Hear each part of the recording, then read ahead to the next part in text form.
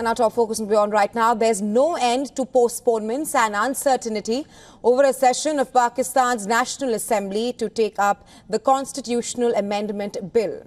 The session that was to be held on Sunday morning has now been pushed back to 6 p.m. local time. It is expected that the much-discussed amendment bill will be tabled during the session. However, there is no certainty of that happening or not. There was a flurry of activity through last night around getting the bill through. Minister and members of the National Assembly from multiple parties held meetings at Parliament well into the night as well.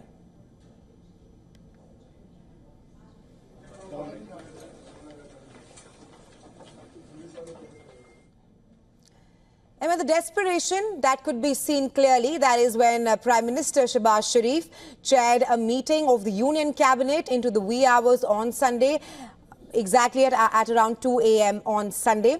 Defence Minister Khwaja Asif has said that the Federal Cabinet has granted in-principle approval for the 26th Amendment Bill. A minister said that all aspects of the draft approved by the committee were put forth in the Cabinet meeting. He added that the concerns of coalition parties were also taken into account during the discussions. Meanwhile, Maulana Fazlur Rahman, who met Imran Khan in jail, says that the message from the PTI chief was positive. Rahman held a joint press meet with PPP chairman Bilawal Bhutto after a series of meetings on a Saturday. In fact, Bilawal Bhutto met Maulana Fazlur Rahman for the 5th time. He said that the PTI has asked for more time and that his party would wait for their answer. Bilawal Bhutto just a few days ago in a rally had warned that if the parties in Parliament do not reach a consensus on the 26th Amendment, he will push the amendment through Parliament using a brute or two-thirds majority.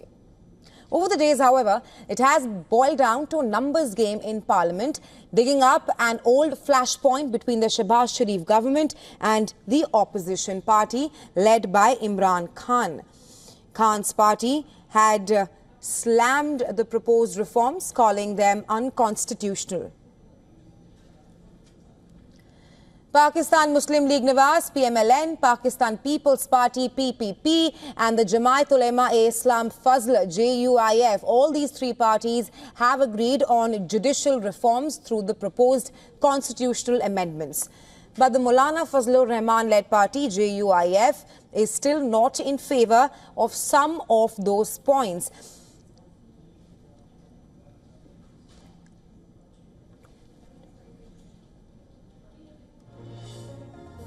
And well, for more on this, our Pakistan Bureau Chief Anas Malik is joining us live from Islamabad. Hi, Anas.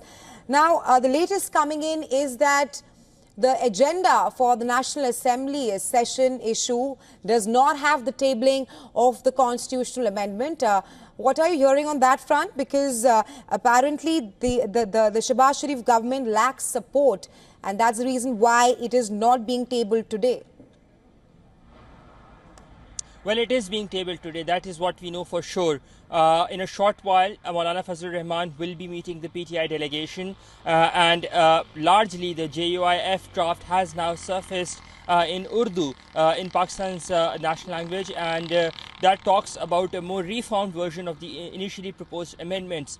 So what we understand is that despite the fact that it might not be on the agenda, but the speaker, both the chairperson of the Senate, the upper house of the Parliament and the lower house of the Parliament, that is the National Assembly, both the speaker and the chairman, they have the authority and power under the rules to suspend the agenda, to allow a private member bill or a supplementary agenda be introduced into the session, and then it can be tabled. So in all likelihood, this legwork that has been going on for the past 2 months, and especially it has been quite intense since the past 2 weeks, and prima facie take 2 off by the government, it does look like that they are going to pull through, and the constitutional amendment, much talked about constitutional amendment, will be seeing the light of the day sometime later today. Rahisha. Right, Anas, you speak that the PTI delegation will be meeting Maulana Fazlur Rahman at 2:30 p.m. Pakistan time. That's just a short while from now. It really comes down to the number game right now. The Shehbaz Sharif government is short of 12 votes to pass the bill, and we've seen there's a sort of urgency within the Shehbaz Sharif government to pass that bill. How are things looking like now that you mentioned that this bill will be issued during the session at 6 p.m. today? Well, there is a sequence of events. First is the meeting between Maulana Fazlur Rahman and the PTI delegation. That's about at 2 p.m. Pakistan time, in about 25 minutes or so from now. Then comes in the cabinet session, the federal cabinet meeting that met yesterday in a hushed up manner, but they deferred with the draft. Remember, for any constitutional amendment, the draft has to be approved by the Pakistani federal cabinet and has to be ratified, though it is a mere matter of formality, but the formality has to be followed in letter and spirit. So 2:30 behind me, that's the parliament, the white building that you see, which has the Pakistani flag fluttering as well. That is the parliament. This is where inside the committee room number 5 is where the cabinet meeting will be held, and after the cabinet meeting at 3 p.m. Pakistan time is the Senate session, where first the bill will be tabled, or likely to be tabled rather. The government needs 64 numbers or members or senators to pass that through the legislation. Then at 6 p.m.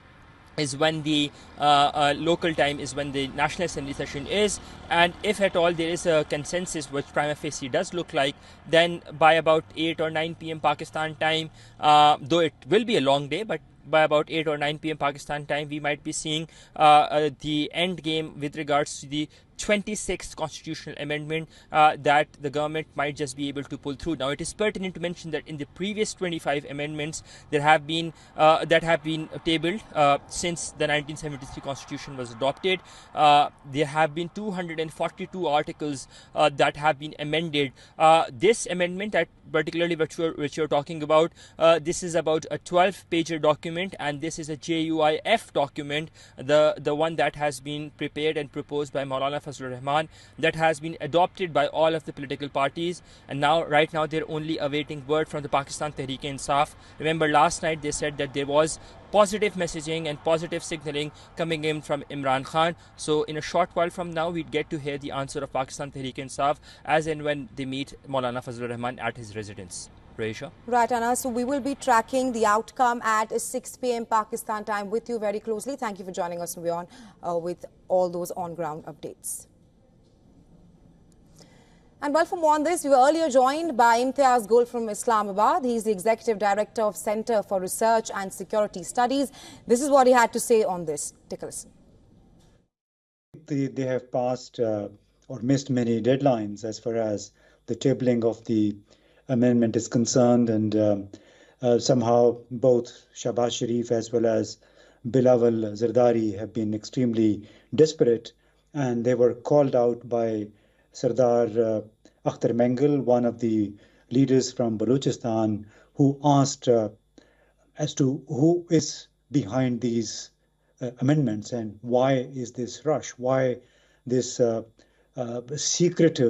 secrecy about the amendment. So somehow the motives have not been very transparent, and I think you can judge it from the fact that people like Bilawal Zardari, whom the Western world, the Indians fancy a lot, as well as the Sharif brothers, that in fact Bilawal Zardari threatened the opposition that the government will use brute majority if it doesn't now agree to the draft being tabled or proposed by the government. So the tone or tenor of Bilawal Zardari, of Shehbaz Sharif, of his ministers have been all but democratic.